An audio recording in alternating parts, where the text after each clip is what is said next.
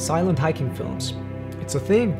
It's a thing. I always wanted to do a film without words because I just tend to use a lot of them, and lately I'm trying to be more concise, more succinct, which again is 2 words to describe the very same thing. Anyway, but I never thought about doing a silent hiking film because I just thought like, well, that would be boring. Until I saw this video.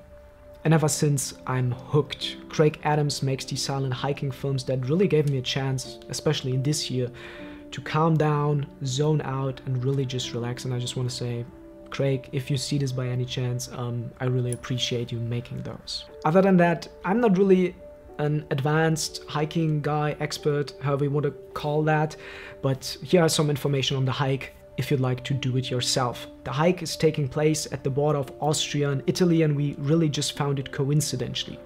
It seems to be a popular hike, but rather popular in local terms than in tourist terms. That's what I would say. There are different tracks and routes. I think there should also be one that's leading up from Italy, but I couldn't really find it, so good luck with that. And the one we did started at the Hubertus Chapel or Hubertuskapelle. It is around 8 kilometers long and it takes 3 to 4 hours to reach the lake one way. So if you want to get up and back, you're on for a day trip. But there's also the possibility to stay up at the lake at the mountain cabin. We had a beer, that one with a beautiful view on the lake.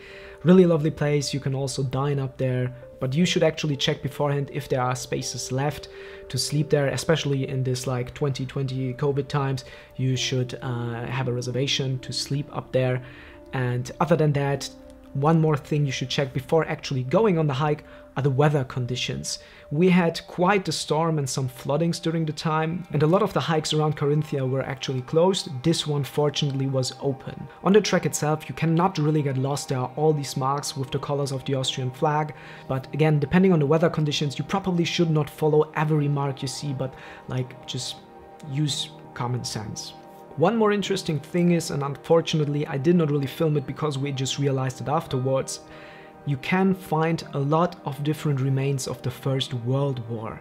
There was one also up at the lake, so if you're up for that, feel free to check it out and maybe even research a little bit beforehand. That's all I got. That's all I got. I hope you really enjoyed this video.